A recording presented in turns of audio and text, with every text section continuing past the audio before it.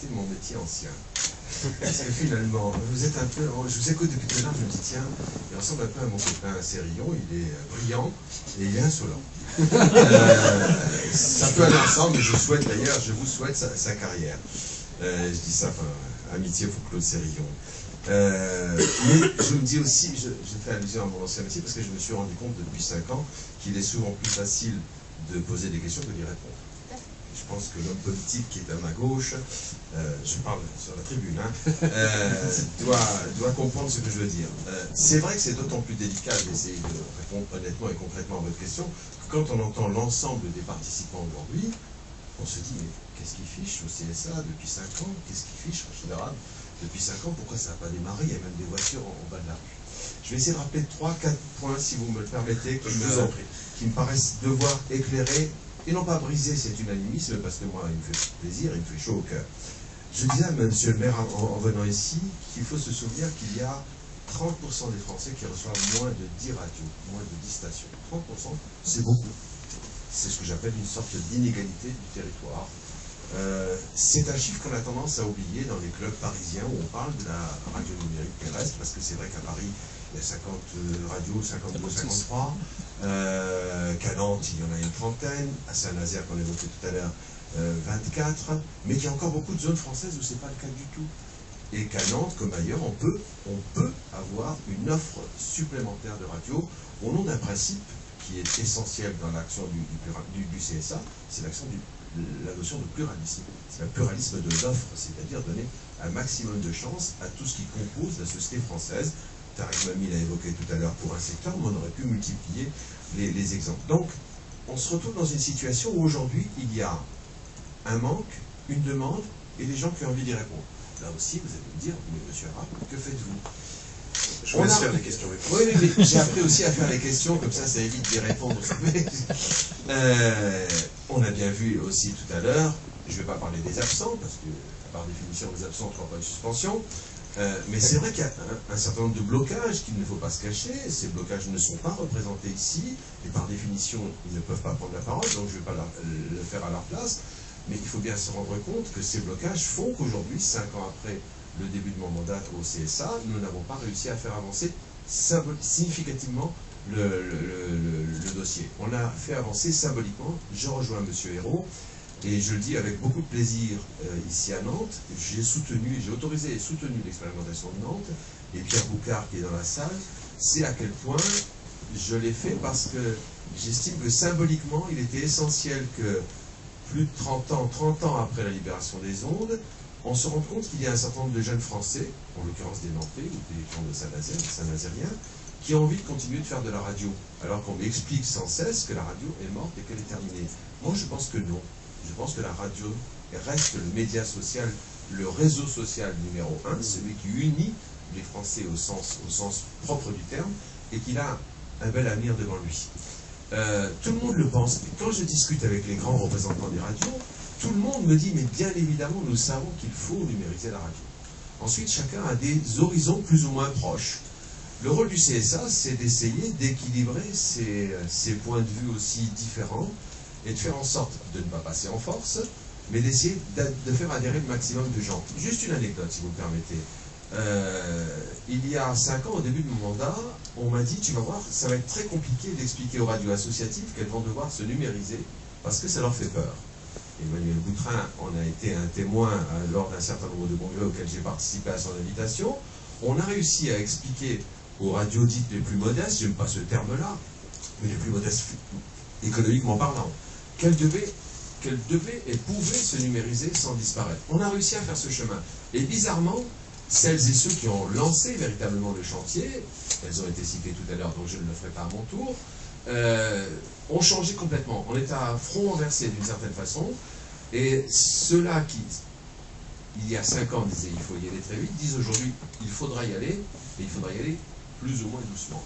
L'intérêt de ce qui se passe aujourd'hui ici, c'est que les grands opérateurs nous disent il n'y a pas de modèle économique, les coûts de diffusion sont trop chers. Je ne vais pas rentrer trop dans la technique parce que ça risque de vous ennuyer, moi aussi d'ailleurs, mais ce qui est prouvé ici, c'est qu'on a possibilité d'inventer des modèles économiques en fonction des territoires, en fonction des radios, et là aussi, sans entrer dans la technique, Pierre Boucard l'a dit tout à l'heure en début de réunion, ce qu'on appelle des multiplex, c'est ça qui permet de numériser la radio, c'est ce qui s'est fait en télévision. Hein. Là où dans un tuyau on passait une seule chaîne, aujourd'hui grâce aux efforts de compression, on est très vite, on en passe 6 voire plus. Des organisations comme le GRAM ont la capacité d'être des opérateurs de multiplex. Là où avant, c'était forcément ou une grande société nationale ou une grande société privée. Voilà un peu le sens de ma recherche d'équilibre entre des gens qui ont un intérêt commun, c'est que la radio soit numérisée, mais qui n'ont pas le même calendrier. Alors, ça veut dire que depuis la signature par le gouvernement d'un arrêté qui ne satisfait pas tout le monde, mais quand même, qui avait pour vocation de lancer la radio numérique en 2007, vous, le CSA, êtes favorable au lancement, suite à l'impulsion donnée par le gouvernement. Les radios commerciales nationales, bon, vous nous dites vraiment que ces 4 gros groupes suffisent dans un pays comme le nôtre à faire bloquer un dossier d'intérêt général national pendant, ou en tout cas à repousser les échéances pendant autant d'années? Oui, j'ai pas dit, ne me faites pas dire ce que j'ai pas dit. Non, mais même dans l'occasion de question, j'ai pas dit qu'il suffisait à le faire bloquer, puisque je redis que je crois fortement à la radio numérique terrestre, et pour une raison d'autant plus simple, auprès d'un représentant de l'Assemblée nationale, que c'est écrit dans la loi. La numérisation de la radio est prévue. Donc je serais coupable, le CSA serait coupable, si nous ne réussissions pas à mener à bien cette nécessité impérieuse qui est écrite par la loi. Encore une fois, il y a des blocages, on va pas épiloguer là-dessus. J'essaie de les réduire, c'est très compliqué, mais ce sera le dernier point que je voulais évoquer, prêt à répondre à vos interrogations par ailleurs. Mais on a évoqué, Emmanuel l'a fait, Tarek l'a fait également, la nécessité d'un engagement des autorités, qu'elles soient locales, régionales ou nationales. Là aussi, il faut être en conformité avec la loi. Après tout, les députés et les sénateurs ont voté la numérisation de la radio. Il est quand même étonnant aujourd'hui, ça n'est pas du tout contre vous, monsieur Héron, mais il est étonnant aujourd'hui que tous les députés et tous les sénateurs ne disent pas d'un seul cœur, écoutez, on a voté un texte, on le fait appliquer. Ça me paraît quand même être une nécessité, même s'il y a depuis cette époque-là un certain nombre de choses qui ont changé. Encore un point, M. Hérault et un certain nombre ont évoqué la société numérique. Je crois que c'est ça qu'il faut prendre en compte. Est-ce qu'on imagine que la radio sera demain le seul média non numérisé? On l'a rappelé tout à l'heure, c'était vous-même qui le rappeliez, des taux d'audience exceptionnels. J'ai rappelé, parce que c'est très important, un taux de crédibilité unique, bien plus fort que la télévision, que la presse écrite et même qu'Internet, et même et surtout qu'Internet, peut-être de l'ordre du simple double. Cette société numérique a besoin de tous les outils de la numérisation. La radio en fait partie. Et la radio, je le vois bien avec des gens comme le Gramme et autres, passionne les plus jeunes Français. Pourquoi ne pas leur donner, comme ça a été le cas, vous rappeliez l'exemple de 81, pourquoi ne pas leur donner la possibilité de participer à la vie collective, de participer à la vie économique, de participer à la vie industrielle? Et c'est là-dessus que j'aimerais en terminer en ce qui me concerne. Quand on écoute les uns et les autres qui représentent le monde de l'industrie, et quand dans mon rôle j'ai des échanges avec nos partenaires allemands, alors ils sont très à la mode en ce moment, mais quand j'entends nos partenaires allemands dire on est parti sur le DAB+, il faut que vous nous aidiez. Quand j'entends que les constructeurs allemands se posent la question que vous avez très longuement, enfin très rapidement évoqué tout à l'heure, mais depuis très longtemps, je voulais dire, de savoir comment ils vont équiper leur voiture, nous, Français, on ne peut pas se tenir à l'écart de cette réflexion. Voilà les points qui me semblent des points intangibles sur lesquels il faut qu'on se réunisse à un moment ou à un autre, quelles que soient les différences d'appréciation ou de point de vue. Je crois qu'il y a une nécessité, tout le monde la partage, la radio numérique existera un jour. Savoir quand précisément, je vous ferai des promesses de mauvais politiciens si je vous disais, si je vous donnais la date.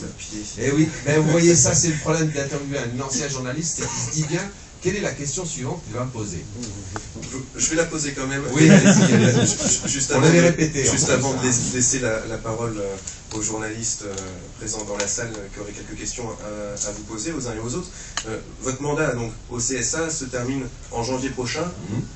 Il a commencé donc il y a 5 ans sur la question notamment de la radio numérique terrestre. Est-ce que dans les 11 prochains mois, c'est un objectif que vous fixez que de lancer la radio numérique terrestre en France? Ah bah, là, pour le coup, j'ai effectivement une deadline, c'est-à-dire que si je ne réussis pas à le faire d'ici janvier 2013, j'aurais au moins sur ce point-là échoué, puisque j'ai d'autres dossiers sur D'autres lesquels casquettes, oui. j'ai l'impression d'avoir réussi à faire du travail. Moi, je me donne 11 mois et quelques jours, pour au moins faire le travail que je viens d'évoquer à l'instant, essayer de remettre à peu près tout le monde d'accord sur la façon de véritablement lancer ou relancer la machine. Et on a bien vu, je vous assure, je vous épargne les complications, hein, mais j'ai eu une consommation de Doliprane depuis 5 ans excessive. Merci beaucoup, monsieur Ham. On va revenir. Je peux rajouter un dernier mot? Allons-y. Parce que vraiment j'y tiens, et chaque fois que je viens à Nantes, j'essaie de le faire. Je suis venu il y a 1 an et demi à peu près pour voir les gens du Gramme, et j'avais fait un terrible mauvais jeu de mots. Je ne sais pas s'ils s'en souviennent, mais je disais qu'à l'époque, le Gramme, ça ne pesait pas grand-chose face au grand. Eh bien, je maintiens ce mauvais jeu de mots que je trouve de moins en moins léger. Merci beaucoup. Donc, avant de laisser la parole aux journalistes présents dans la salle, on va revenir à des considérations un peu plus locales, celles qui nous réunissent.